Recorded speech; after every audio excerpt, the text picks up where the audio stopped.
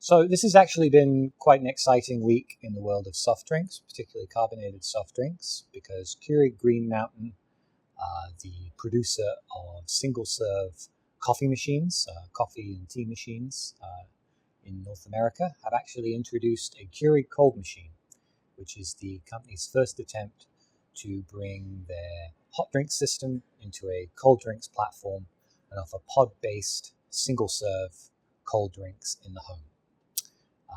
The company has described this as the first attempt to really bring a fountain machine into the American home.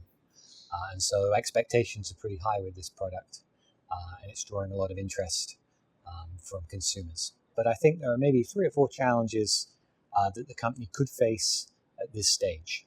The first is that the upfront retail price at the moment of the Keurig Kold system is about $370, which is quite high in contrast to some of their competitors in this space, and even quite high in contrast to their hot drink system.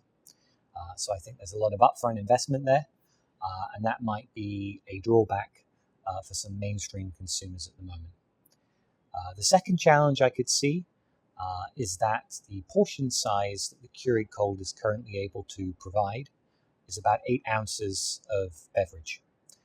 And so if you contrast that with our data on retail soft drinks, the most common pack sizes are usually the 12-ounce can or the 20-ounce PET plastic bottle. So I think that doesn't align currently with consumer expectations, although that may be changing because we have seen some growth in mini cans and smaller portion sizes that help consumers to control calories and control their intake of sugar. The third challenge that I could see, possibly, is the unit price of the pods themselves is actually quite high.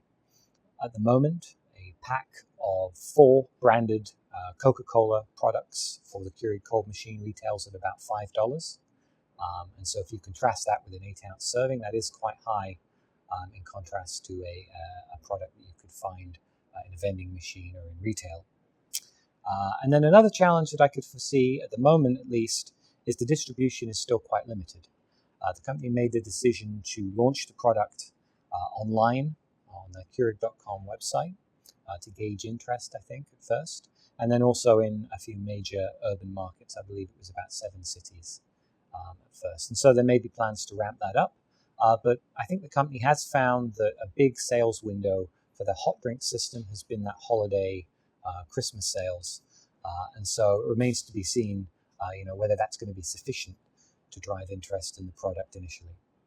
It's a very exciting product, particularly for consumers that are devoted to the Coca-Cola brands. This is the first time that those are being brought to the Keurig platform, and that's largely thanks to Coca-Cola's equity investment in the company, which it took in 2014. And so I think there will be, fans of the brand initially, and I think that could draw some interest. But I think the big challenge is whether or not that price point is going to draw in mainstream consumers as well and make it that big hit that they need over the holiday season. So, as a beverages analyst, I'm quite excited and I'd love to try it. But I think there are a few hurdles to overcome before this could be a mainstream success.